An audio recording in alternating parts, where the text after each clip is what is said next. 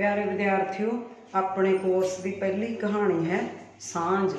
इस दे जिहड़े लेखक ने प्रिंसीपल सुजान सिंह, जिहड़े कि पंजाबी कहानी साहित्य के जगत के बहुत ही प्रसिद्ध कहानीकार ने।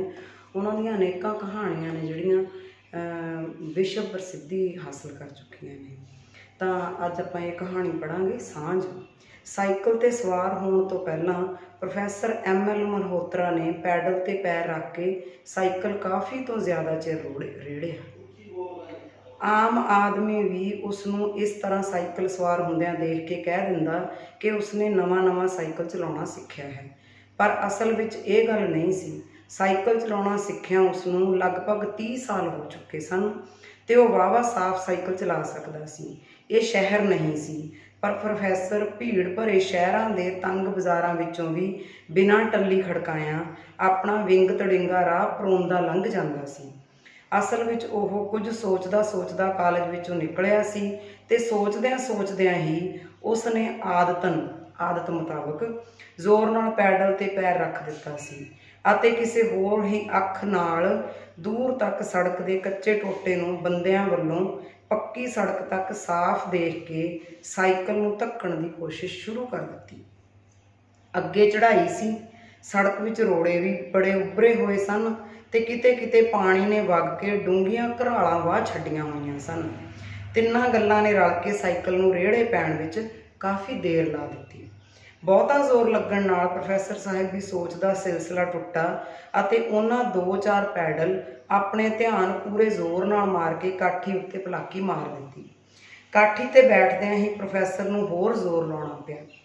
टायर खंगरीले कच्चे रोड़ियां ते थिड़कदे सन ते साइकिल खब्बे सज्जे डोलदा वल खांदा हौली हौली वध रहा सी। प्रोफैसर नूं इस विच अपने मुढ़ले जीवन दीयां मुश्किलां ते मुशक्कतां दी समानता जापी। पक्की सड़क तक पहुँचदियां उसदा साइकिल बिल्कुल खलो जाण लगा सी कि उसने जोर दे 1-2 धक्कियां नाल उसनूं सड़क ते चढ़ा ही लिया।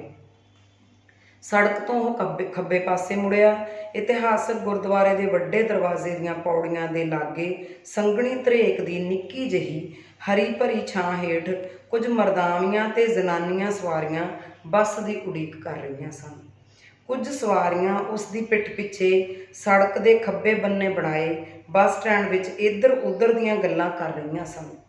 जेठ का पहला दिन दोपहर लंघा के भी अपना जोबन दिखा रहा सी ते स्टैंड की छावें खड़ोती कोई सवारी गर्मी की शिकायत करती उसनूं सुनाई दे रही सी। कच्ची ते उखड़ी पुखड़ी सड़क ते जोर लाउण नाल प्रोफैसर नूं पसीना आ गया। इस थां तो फरलांग कोदी विथ तक पक्की सड़क ढलवान सी ते प्रोफैसर ने पैडल ते पैर मारने बंद कर दिते। साइकिल रेड़े पै गया सी। अचानक 2 तेज़ पैर मार के उसने साइकिल की चाल नूं होर तिखी कर दिता। साह रोक के खड़ी हवा भी मानो शूक के वगन लगी अते उसनूं बचपन विच पढ़ी अंग्रेजी की कविता साइकिल ते पहाड़ी उत्तों थल्ले उतरदिआं, ये कविता का नाम है इंग्लिश की, दा चेता कराया। उसनूं चेता आया कि उस कविता के अंत विच लिखिया सी कि जिहड़ा मेहनत करके ते जोर ला के पहाड़ी की चोटी ते पहुँच जाता है उसकी उड़ीक करदे खंभ उसनूं उस चोटी ते मिलते हैं। वो सोचण लगा जिवें मेहनत करके भी वो अपने जीवन की चोटी ते ना पहुँच सकिया होवे ते जे पहुँच गया होवे तां जीवन की चोटी ते भी शायद उसकी उड़ीक लई कोई खंभ ही ना आए होण। वो उतराई नूं मानो सर करदा पੱਧਰੀ धरत ते उतर आया सी ते हुण आम जही चाल नाल फाटकां दे विचों रेलवे की लाइन पार कर रहा सी। उसनूं उस कविता की उस तुक की सच्चाई का एहसास हो रहा सी कि हर पहाड़ी का भावें वह किड्डी उच्ची होवे अंत जरूर हुंदा है। रेलवे की लाइन पार करके उस फिर पैर मारने शुरू कर दिते। जेठ की धुप ने कईयां थावां तो सड़क की लुक नूं पिघला दिता सी अते कंडियां तो यह वधेरे पंघरी हुई सी। पंघरी मतलब पिघल चुकी सी, गर्मी के करके लुक है जिहड़ी वो पिघली हुई सी। यह लुक उसके साइकिल के पहियां नूं पकड़ कर रही सी ते उस इस तो बच के पकेरी मतलब पक्की लुक ते बजरी वाली थां तो लंघण की कोशिश की। ਕਣਕਾਂ ਸਾਂਭੀਆਂ ਜਾਣ ਤੋਂ ਮਗਰੋਂ ਵਧੇਰੇ ਵਾਹੀਆਂ ਅਣਵਾਹੀਆਂ ਪੈਲੀਆਂ ਖਾਕੀ ਮਿੱਟੀ ਉਘਾੜ ਕੇ ਮਾਨੋ ਅਗੇਤਰੇ ਮੀਂਹ ਦੀ ਉਡੀਕ ਕਰ ਰਹੀਆਂ ਸਨ। ਜੇਠ ਦੀ ਧੁੱਪ ਵਿੱਚ ਕੰਢੇ ਉੱਤੇ ਉੱਗੀਆਂ ਉੱਚੀਆਂ ਟਾਹਲੀਆਂ ਦੇ ਨਿੱਕੀ ਜਿਹੀ ਨੁੱਕਰ ਵਾਲੇ ਗੋਲ ਪੱਤੇ ਆਪਣੀ ਹਰਿਆਵਲ ਨਾਲ ਪ੍ਰੋਫੈਸਰ ਸਾਹਿਬ ਦੇ ਗਰਮ ਹੋਏ ਚੋਂਦੇ ਸਰੀਰ ਨੂੰ ਦਰਸ਼ਨ ਮਾਤਰ ਨਾਲ ਸੰਘਣੀ ਠੰਡ ਪਾਉਂਦੇ ਸਨ। ਭਾਵੇਂ ਉਹਨਾਂ ਦੀ ਛਾਂ ਨਾ ਹੀ ਪ੍ਰੋਫੈਸਰ ਤੇ ਅਤੇ ਨਾ ਹੀ ਸੜਕ ਦੇ ਕਿਸੇ ਭਾਗ ਤੇ ਪੈ ਰਹੀ ਸੀ। ਬਰਸਾਤੀ ਪਾਣੀ ਨੂੰ ਕੱਢਣ ਲਈ ਬਣੇ ਐਸ ਵੇਲੇ ਸੁੱਕੇ ਨਾਲੇ ਦੇ ਕੰਢੇ ਤੇ ਅੱਕ ਦੇ ਝਾੜਾਂ ਦੀ ਬਹਾਰ ਦੇਖਣ ਵਾਲੀ ਸੀ। ਪੰਛੀ ਉੱਡਦੇ ਘੱਟ ਹੀ ਨਜ਼ਰ ਆਉਂਦੇ ਸਨ। ਦੂਰ ਟਾਹਲੀ ਵਿੱਚ ਲੁਕ ਕੇ ਬੈਠੀ ਘੁੱਗੀ ਘੁੱਗੂ ਘੂੰ ਦੀ ਮਿੱਠੀ ਕਰਨਾ ਭਰੀ ਆਵਾਜ਼ ਨਾਲ ਉਹਨਾਂ ਦੀ ਹੋਂਦ ਦੀ ਗਵਾਹੀ ਦੇ ਰਹੀ ਸੀ। ਅਚਾਨਕ ਮਾੜੀ ਜਿਹੀ ਖੜਖੜ ਦੀ ਆਵਾਜ਼ ਪ੍ਰੋਫੈਸਰ ਨੂੰ ਸੁਣਾਈ ਦਿੱਤੀ। ਹਾਲੇ ਤੱਕ ਬਿਨਾਂ ਇੱਕ ਬੱਸ ਦੇ ਉਸ ਦੇ ਲਾਗੋਂ ਕੋਈ ਨਹੀਂ ਸੀ ਲੰਘਿਆ।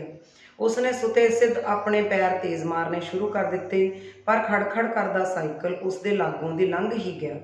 ਪਹਿਲਾਂ ਤਾਂ ਪ੍ਰੋਫੈਸਰ ਨੇ ਸੋਚਿਆ ਕਿ ਉਹ ਸਾਈਕਲ ਨੂੰ ਜ਼ਰਾ ਹੋਰ ਤੇਜ਼ ਕਰਕੇ ਲਾਲ ਚੀਰੇ ਵਾਲੇ, ਲਾਲ ਪੱਗ ਵਾਲੇ ਨੌਜਵਾਨ ਦੇ ਲਾਗੋਂ ਦੀ ਨਿਕਲ ਕੇ ਦੱਸ ਦਏ ਭਈ ਭਾਵੇਂ ਉਸਦੇ ਸਿਰ ਦੇ ਵਾਲ ਚਿੱਟੇ ਹੋ ਗਏ ਹਨ, ਪਰ ਹਾਲੀ ਉਹ ਜਵਾਨਾਂ ਕੋਲੋਂ ਮਾਰ ਨਹੀਂ ਖਾਂਦਾ।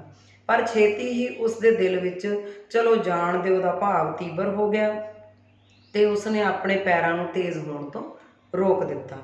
ਪਤਾ ਨਹੀਂ ਕਿਸਾਨ ਨੁਮਾ ਸਾਈਕਲ ਸਵਾਰ, ਮਤਲਬ ਉਹਦੀ ਦਿੱਖ ਹੈ ਜਿਹੜੀ ਲਾਲ ਚੀਰੇ ਵਾਲੇ ਲਾਲ ਪੱਗ ਵਾਲੇ ਲੜਕੇ ਦੀ, ਉਹ ਇਸ ਤਰ੍ਹਾਂ ਸੀ ਜਿਵੇਂ ਉਹ ਕਿਸਾਨ ਹੋਵੇ। ਕਿਸਾਨ ਨੁਮਾ ਸਾਈਕਲ ਸਵਾਰ ਨੂੰ ਕੀ ਭਾਜੜ ਪਈ ਹੋਈ ਸੀ। ਉਹ ਲੱਕੜ ਦੇ ਗੁਟਕਿਆਂ ਵਾਲੇ ਖੜਖੜਾਉਂਦੇ ਸਾਈਕਲ ਨੂੰ ਧੱਸੀ ਜਾ ਰਿਹਾ ਸੀ।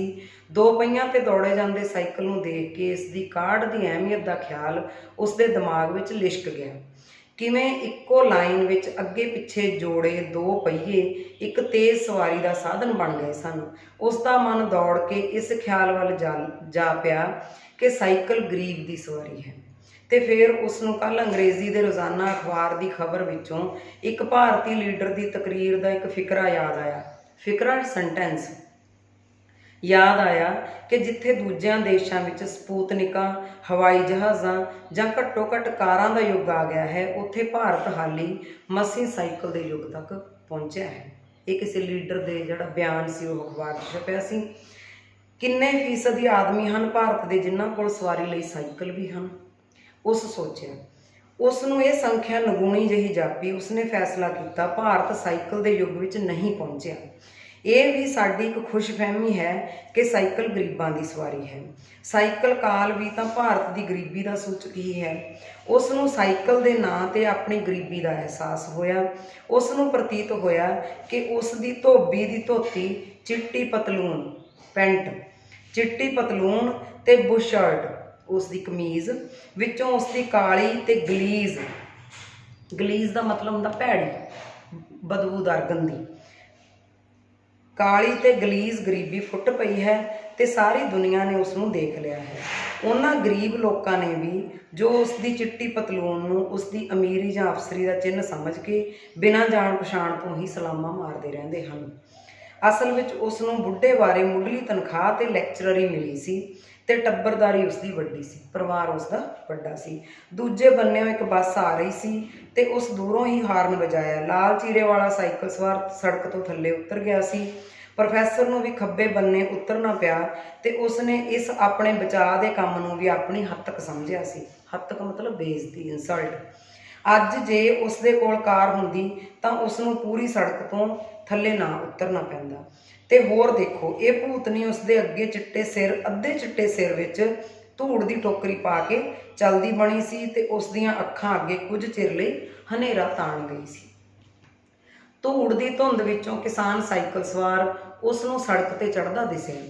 ਇੱਕ ਤੀਵੀਂ ਦਾ ਬੁੱਤ ਉਸ ਨੂੰ ਸੜਦੇ ਘੱਟੇ ਵਿੱਚ ਤੁਰਦਾ ਦਿਸ ਰਿਹਾ ਸੀ। ਉਸ ਦੀ ਪਿੱਠ ਪ੍ਰੋਫੈਸਰ ਸਾਹਿਬ ਵੱਲ ਸੀ ਤੇ ਉਹ ਉਸ ਪਾਸੇ ਜਾ ਰਹੀ ਸੀ ਜਿਸ ਪਾਸੇ ਦੋਵੇਂ ਸਾਈਕਲ ਸਵਾਰ। ਅੰਦਾਜ਼ੇ ਤੋਂ ਪ੍ਰੋਫੈਸਰ ਨੇ ਜਾਣਿਆ ਕਿ ਤੀਵੀਂ ਨੇ ਸਾਈਕਲ ਸਵਾਰ ਨੂੰ ਕੁਝ ਕਿਹਾ ਹੈ ਤੇ ਉਸਨੇ ਮੁੜ ਕੇ ਤੀਵੀਂ ਵੱਲ ਦੇਖਿਆ ਹੈ, ਪਰ ਸਾਈਕਲ ਸਵਾਰ ਝੱਟ ਹੀ ਤੀਵੀਂ ਤੋਂ ਦੂਰ ਲੰਘ ਚੁੱਕਾ ਸੀ। ਹੁਣ ਪ੍ਰੋਫੈਸਰ 2 ਮੀਲ ਪੈਂਡਾ ਕਰ ਚੁੱਕਾ ਸੀ ਤੇ ਉਸ ਦੀ ਸਵੇਰੇ ਹੀ ਸ਼ੇਵ ਕੀਤੀ ਤਿੱਖੀ ਠੋਡੀ ਤੋਂ ਪਸੀਨਾ ਵਗ ਤੁਰਿਆ ਸੀ। ਸੱਜੇ ਹੱਥ ਨਾਲ ਰੁਮਾਲ ਕੱਢ ਕੇ ਉਸ ਆਪਣਾ ਮੂੰਹ ਪੂੰਝਿਆ ਤੇ ਰੁਮਾਲ ਜੇਬ ਵਿੱਚ ਪਾ ਕੇ ਹੈਂਡਲ ਫਿਰ ਦੋਹਾਂ ਹੱਥਾਂ ਨਾਲ ਸੰਭਾਲ ਲਿਆ। ਹੁਣ ਉਸ ਦਾ ਸਾਈਕਲ ਉਸ ਤੀਵੀਂ ਦੇ ਬਰਾਬਰ ਪਹੁੰਚ ਰਿਹਾ ਸੀ। ਤੀਵੀਂ ਦੇ ਕੰਨ ਖੜੇ ਹੋ ਗਏ ਤੇ ਸਾਈਕਲ ਦੇ ਬਰਾਬਰ ਪਹੁੰਚਦਿਆਂ ਹੀ ਉਸਨੇ ਕਿਹਾ, ਬੇ ਵੀਰਾ ਸਾਈਕਲ ਵਾਲਿਆ, ਮੈਨੂੰ ਵੀ ਲੈ ਚੱਲ। ਪ੍ਰੋਫੈਸਰ ਨੇ ਮੁੜ ਕੇ ਇੱਕ ਨਜ਼ਰ ਭਰ ਕੇ ਉਸ ਵੱਲ ਦੇਖਿਆ ਤੇ ਫਿਰ ਮੂੰਹ ਸਿੱਧਾ ਕਰਕੇ ਸਾਈਕਲ ਚਲਾਈ ਗਿਆ। ਅੱਧ ਫਰਲਾਂਗ ਜਾ ਕੇ ਉਸ ਦਾ ਸਾਈਕਲ ਰੁਕ ਗਿਆ, ਜਿਵੇਂ ਮਾਈ ਦੇ ਹੱਥਾਂ ਨੇ ਆ ਕੇ ਉਸ ਦੀਆਂ ਬ੍ਰੇਕਾਂ ਨੂੰ ਬੰਨ੍ਹ ਦਿੱਤਾ ਹੋਵੇ। ਉਸ ਸਾਈਕਲ ਪਿਛਾਂਹ ਮੋੜਿਆ ਤੇ ਸੋਚਣ ਲੱਗਾ ਕਿ ਲਾਲ ਚੀਰੇ ਵਾਲੇ ਸਾਈਕਲ ਸਵਾਰ ਨੇ ਉਸ ਨੂੰ ਸ਼ਹਿਰ ਤੱਕ ਕਿਉਂ ਨਾ ਚੜ੍ਹਾ ਲਿਆ, ਜਦ ਕਿ ਹੁਣ ਸ਼ਹਿਰ ਮਸੀਂ ਮੀਲ ਕੁ ਰਹਿ ਗਿਆ ਸੀ। ਉਹ ਸਾਈਕਲ ਸਵਾਰ ਪ੍ਰੋਫੈਸਰ ਨੂੰ ਪੱਥਰ ਦਿਲ ਜਾਪਿਆ, ਪਰ ਚੰਗਾ ਤਾਂ ਉਹ ਆਪ ਵੀ ਨਹੀਂ ਸੀ ਜੋ ਇੱਕ ਮੁਹਤਾਜ ਨੂੰ ਮੁਸ਼ਕਿਲ ਵਿੱਚ ਛੱਡ ਕੇ ਅਗਾਂਹ ਲੰਘ ਗਿਆ ਸੀ। ਉਸ ਨੂੰ ਆਪਣੀ ਗਲਤੀ ਠੀਕ ਕਰਦਿਆਂ ਖੁਸ਼ੀ ਪ੍ਰਤੀਤ ਹੋ ਰਹੀ ਸੀ। ਉਸਨੇ ਕੋਲ ਜਾ ਕੇ ਮਾਈ ਨੂੰ ਪੁੱਛਿਆ, ਮਾਈ ਕਿੱਥੇ ਜਾਣਾ ਈ? ਬੇ ਵੀਰਾ ਮੈਂ ਜਾਣਾ ਹੈ ਸਹੇੜੇ। ਸਹੇੜਾ ਕਿੱਥੇ ਹੈ? ਬਾਗਾਂ ਵਾਲੇ ਦੇ ਗੈਲ। ਗੈਲ ਦਾ ਮਤਲਬ ਹੁੰਦਾ ਕੋਲ, 3 ਕੋਹ।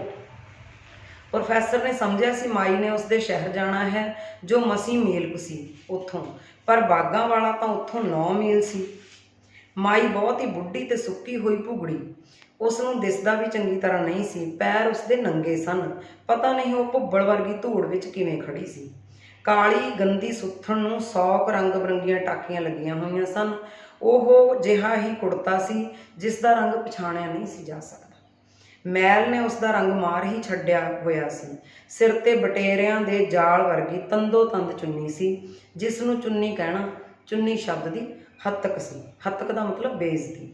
ਗੰਦਾ ਪਸੀਨਾ ਦੇਖ ਕੇ ਪ੍ਰੋਫੈਸਰ ਦਾ ਮਨ ਮਿਚਕ ਗਿਆ ਮਤਲਬ ਉਹਨੂੰ ਸੂਗ ਆਈ ਉਹਦੇ ਤੋਂ, ਤੇ ਉਸ ਆਪਣੀਆਂ ਨਜ਼ਰਾਂ ਉਸਦੀ ਸੋਟੀ ਤੇ ਕੇਂਦਰਿਤ ਕਰ ਲਈਆਂ। ਉਹ ਮਾਈ ਨੇ ਜਿਹੜੀ ਸੋਟੀ ਚੱਕੀ ਹੋਈ ਸੀ, ਥੱਲਿਓਂ ਪਾਟੀ ਹੋਈ ਤੇ ਬਾਹਰ ਨੂੰ ਖਿਲਰੀਆਂ ਹੋਈਆਂ ਫਾਂਕਾਂ ਵਾਲੀ ਤੂਤ ਦੀ ਟਾਹਣੀ ਸੀ ਇਹ। ਮੈਂ ਤੇ ਸ਼ਹਿਰ ਜਾਣਾ ਹੈ, ਮਸੀਂ 1 ਮੀਲ ਹੈ ਇੱਥੋਂ, ਪੌਣਾ ਕੁ ਕੋਹ, ਪ੍ਰੋਫੈਸਰ ਨੇ ਕਿਹਾ ਇਸ ਬੇਰਹਿਮੀ ਭਰੀ ਆਸ ਨਾਲ ਕਿ ਉਹ ਆਪੇ ਹੀ ਨਾ ਕਰ ਦੇਵੇਗੀ। ਮਤਲਬ ਪ੍ਰੋਫੈਸਰ ਨੇ ਇਹ ਗੱਲ ਹੈ ਜਿਹੜੀ ਉਹ ਇੰਨੀ ਬੇਰਹਿਮੀ ਭਰੀ ਉਮੀਦ ਤੇ ਕਹੀ ਕਿ ਮਾਈ ਹੈ ਜਿਹੜੀ ਉਹ ਇਸ ਗੱਲ ਤੋਂ ਇਨਕਾਰ ਕਰ ਦੂਗੀ ਵੀ ਚਲੋ ਕੋਈ ਗੱਲ ਨਹੀਂ, ਮੈਂ ਨਹੀਂ ਜਾਂਦੀ ਤੇਰੇ ਨਾਲ। ਪਰ ਹੋਇਆ ਇਸ ਦੇ ਐਨ ਉਲਟ। ਉਸ ਨੇ ਤਰਲੇ ਭਰੀ ਆਵਾਜ਼ ਵਿੱਚ ਕਿਹਾ, ਹਾੜੇ ਵੀਰ ਉੱਥੋਂ ਤਿੱਕਣੀ ਲੈ ਚੱਲ। ਪ੍ਰੋਫੈਸਰ ਨੂੰ ਸੱਪ ਦੇ ਮੂੰਹ ਕੋੜ ਕਿਰਲੀ ਵਾਲੀ ਅਖਾਉਤ ਯਾਦ ਆ ਗਈ। ਇਹ ਪੰਜਾਬੀ ਦੀ ਅਖਾਉਤ ਹੈ ਬੇਟਾ, ਤੁਸੀਂ ਪਿਛਲੀਆਂ ਕਲਾਸਾਂ 'ਚ ਵੀ ਪੜ੍ਹੀ ਹੋਣੀ ਹੈ ਵੀ ਸੱਪ ਦੇ ਮੂੰਹ ਕੋੜ ਕਿਰਲੀ, ਖਾਂਦਾ ਕੋੜੀ ਛੱਡਦਾ ਕਲੰਕੀ। ਉਸ ਕਿਹਾ, ਮਾਈ ਬਹਿ ਜਾ ਪਿੱਛੇ। ਕਿੱਥੇ ਬੈਠਾਂ, ਕਿਵੇਂ ਬੈਠਾਂ, ਮੈਨੂੰ ਚੁੱਕ ਕੇ ਚੜ੍ਹਾ ਲੈ, ਨਾਲੇ ਇਹ ਲੈ ਮੇਰਾ ਥੈਲਾ। ਗੰਦੇ ਥੈਲੇ ਵਿੱਚ ਇੱਕ ਗੰਦਾ ਪਾਟਿਆ ਹੋਇਆ ਡੱਬੀਦਾਰ ਖੇਸ ਸੀ। ਪ੍ਰੋਫੈਸਰ ਨੇ ਦੰਦਾਂ ਦੀ ਕਚੀਚੀ ਵੱਟ ਕੇ ਉਸ ਨੂੰ ਦੂਰ ਰੱਖਣ ਦੀ ਨੀਅਤੋਂ ਸਾਈਕਲ ਦੀ ਬੱਤੀ ਦੀ ਹੁੱਕ ਨਾਲ ਲਮਕਾਉਣ ਦਾ ਯਤਨ ਕੀਤਾ, ਪਰ ਮਡਗਾਰਡ ਤੋਂ ਉਹ ਇੱਕ ਪਾਸੇ ਨੂੰ ਉੱਲਰ ਗਿਆ। ਸੋ ਉਸ ਨੂੰ ਉਹ ਹੈਂਡਲ ਨਾਲ ਲਟਕਾਉਣਾ ਪਿਆ। ਇੱਕ ਬਾਂਹ ਦਾ ਸਹਾਰਾ ਦੇ ਕੇ ਮਾਨੋ ਅੱਖਾਂ ਮੀਟ ਕੇ ਉਸ ਨੇ ਉਸ ਨੂੰ ਪਿੱਛੇ ਕੈਰੀਅਰ 'ਤੇ ਬਿਠਾ ਲਿਆ। ਉਹ ਬੱਚੇ ਦੇ ਭਾਰ ਜਿੰਨੀ ਹੌਲੀ ਸੀ, ਬਹੁਤ ਜ਼ਿਆਦਾ ਪਤਲੀ ਸੀ, ਲਿੱਸੀ ਸੀ। ਪ੍ਰੋਫੈਸਰ ਨੇ ਹੱਥ ਨੂੰ ਲੱਗੇ ਮਾਈ ਦੇ ਬਦਬੂ ਭਰੇ ਪਸੀਨੇ ਦੀ ਹੁਣ ਕੋਈ ਪਰਵਾਹ ਨਾ ਕੀਤੀ, ਕਿਉਂਕਿ ਉਸ ਦਾ ਧਿਆਨ ਹੁਣ ਹੋਰ ਖਿਆਲਾਂ ਵੱਲ ਲੱਗ ਗਿਆ ਸੀ। ਸਾਈਕਲ ਨੂੰ ਥੋੜ੍ਹਾ ਜਿਹਾ ਰੇੜੇ ਪਾ ਕੇ ਅੱਗੇ ਦੀ ਪੈਰ ਕੱਢ ਕੇ ਕਾਠੀ 'ਤੇ ਬੈਠ ਕੇ ਉਹ ਉਸ ਨੂੰ ਚਲਾਉਣ ਲੱਗਿਆ। ਉਸਨੇ ਝੱਟ ਹੀ ਪਤਾ ਕਰ ਲਿਆ, ਮਤਲਬ ਗੱਲਾਂ ਬਾਤਾਂ ਰਾਹੀਂ ਪਤਾ ਕਰ ਲਿਆ ਕਿ ਉਸ ਮਾਈ ਦਾ ਕੋਈ ਸੰਗ ਸਾਕ ਨਹੀਂ ਸੀ, ਕੋਈ ਰਿਸ਼ਤੇਦਾਰ ਨਹੀਂ ਸੀ ਉਹਦਾ। ਉਹ ਜੇਠ ਦੀ ਸੰਗਰਾਂਦ ਨੂੰ ਤੁਰ ਕੇ 13, 14, 15 ਮੀਲ ਤੇ ਦੂਰ ਗੁਰਦੁਆਰੇ ਆਈ ਸੀ। ਪਿੰਡ ਵਿੱਚ ਇੱਕ ਝੁੱਗੀ ਤੋਂ ਸਿਵਾਏ ਉਸ ਦਾ ਕੁਝ ਵੀ ਨਹੀਂ ਸੀ। ਜੇ ਆਂਢ ਗੁਆਂਢ ਆਪੇ ਹੀ ਉਸ ਨੂੰ ਕੁਝ ਖਾਣ ਨੂੰ ਦੇ ਦਿੰਦਾ ਤਾਂ ਉਹ ਲੈ ਲੈਂਦੀ, ਪਰ ਆਪ ਕਿਸੇ ਦੇ ਘਰੋਂ ਮੰਗਣ ਨਹੀਂ ਸੀ ਜਾਂਦੀ, ਭਾਵੇਂ ਉਸ ਨੂੰ ਦਿਹਾੜੀ ਡੰਗ ਭੁੱਖੀ ਹੀ ਕਿਉਂ ਨਾ ਰਹਿਣਾ ਪਵੇ। ਕਿਸੇ ਤਰ੍ਹਾਂ ਪ੍ਰੋਫੈਸਰ ਦੇ ਦਿਲ ਵਿੱਚ ਇਹ ਜਾਣਦਿਆਂ ਵੀ ਉਸ ਦੇ ਲਈ ਕਿਸੇ ਤਰ੍ਹਾਂ ਵੀ ਲਾਭਦਾਇਕ ਨਹੀਂ ਸੀ, ਇਹ ਸ਼ੁਭ ਭਾਵਨਾ ਉੱਠੀ ਕਿ ਉਹ ਉਸ ਨੂੰ ਆਪਣੇ ਘਰ ਹੀ ਲੈ ਜਾਵੇ। ਪ੍ਰੋਫੈਸਰ ਦੇ ਮਨ ਦੇ ਵਿੱਚ ਇੱਕ ਚੰਗੀ ਭਾਵਨਾ ਉੱਠੀ, ਭਾਵੇਂ ਕਿ ਉਹਨੂੰ ਪਤਾ ਸੀ ਕਿ ਉਹ ਮੇਰੇ ਲਈ ਕੋਈ ਲਾਭਦਾਇਕ ਨਹੀਂ ਹੈ, ਮੇਰਾ ਕੋਈ ਕੰਮ ਨਹੀਂ ਕਰ ਸਕਦੀ, ਕਿ ਮੈਂ ਇਸ ਨੂੰ ਆਪਣੇ ਘਰ ਹੀ ਲੈ ਜਾਵਾਂ। ਪਰ ਇਹ ਸ਼ੁਭ ਇੱਛਾ ਉਸ ਦੇ ਵੱਡੇ ਟੱਬਰ ਦੀ ਆਰਥਿਕ ਮੰਦਹਾਲੀ ਦਾ ਸ਼ਿਕਾਰ ਹੋ ਕੇ ਰਹਿ ਗਈ। ਉਸ ਨੂੰ ਖਿਆਲ ਆਇਆ ਕਿ ਮੇਰਾ ਪਰਿਵਾਰ ਤਾਂ ਆਪ ਹੀ ਆਰਥਿਕ ਮੰਦਹਾਲੀ ਦੇ ਵਿੱਚ ਰਹਿ ਰਿਹਾ। ਉਸ ਨੂੰ ਪ੍ਰਤੀਤ ਹੋਇਆ ਕਿ ਉਹ ਬੇਵੱਸ ਸੀ। ਉਸ ਦੇ ਦਿਲ ਵਿੱਚ ਫਿਰ ਇੱਕ ਨਿੱਕੀ ਜਿਹੀ ਨੇਕੀ ਕਰਨ ਦੀ ਇੱਛਾ ਉੱਭਰੀ, ਉਹ ਉਸ ਨੂੰ ਬੱਸ 'ਤੇ ਬਿਠਾ ਦੇਵੇ। ਪਰ ਅੰਗਰੇਜ਼ੀ ਦਾ ਮਹੀਨਾ ਅਖੀਰਲੇ ਹਫ਼ਤੇ ਵਿੱਚ ਪ੍ਰਵੇਸ਼ ਕਰ ਚੁੱਕਾ ਸੀ। ਉਸ ਨੂੰ ਪਤਾ ਸੀ ਕਿ ਉਸ ਦੀ ਜੇਬ ਵਿੱਚ ਕੁੱਲ 30 ਨਵੇਂ ਪੈਸੇ ਹਨ, ਤੇ ਇਹ ਪੈਸੇ ਤਾਂ ਮਸੀਂ ਉਸ ਨੂੰ ਉਸ ਦੀ ਮੰਜ਼ਿਲ ਦੇ ਅੱਧ ਵਿੱਚ ਵੀ ਨਹੀਂ ਅਪੜਾ ਸਕਣਗੇ। ਪਰ ਚਲੋ ਅੱਧ ਤੱਕ ਹੀ ਸਹੀ, ਇਸ ਦਾ ਕੁਝ ਭਾਰ ਤੇ ਹਲਕਾ ਹੋਵੇਗਾ। ਪ੍ਰੋਫੈਸਰ ਨੇ ਸੋਚਿਆ। ਮੈਂ ਕਹਿ ਦੇਵਾਂਗਾ ਕਿ ਉਹ ਅੱਗੋਂ ਦਿਨ ਢਲੇ ਤੁਰੇ, ਮੂਰਖਤਾ ਨਾਲ ਪੈਰ ਨਾ ਸਾੜੇ। ਪਰ ਅਚਾਨਕ ਉਸ ਦੇ ਸਾਹਮਣੇ ਨੰਨੇ ਦਿਨੇਸ਼ ਦਾ ਚਿਹਰਾ ਆ ਖੜੋਤਾ, ਜਿਹੜਾ ਦਿਨ ਚੜ੍ਹਿਆਂ ਹੀ ਰਸ ਦੀ ਰੱਟ ਲਾ ਦਿੰਦਾ ਸੀ। ਤੇ ਰਸ ਵੀ ਕੋਈ ਸੌਗਾਤ ਹੈ, ਸੁੱਕੀ ਹੋਈ ਰੋਟੀ। 3 ਨਵਿਆਂ ਪੈਸਿਆਂ ਦੀ, ਤੇ 3 ਨਵੇਂ ਪੈਸੇ ਵੀ ਕੋਈ ਆਪਣੇ ਬੱਚੇ ਤੇ ਉਸ ਦੀ ਖੁਸ਼ੀ ਲਈ ਨਾ ਖਰਚ ਕਰ ਸਕੇ ਤਾਂ ਉਸ ਨੂੰ ਸਾਰਾ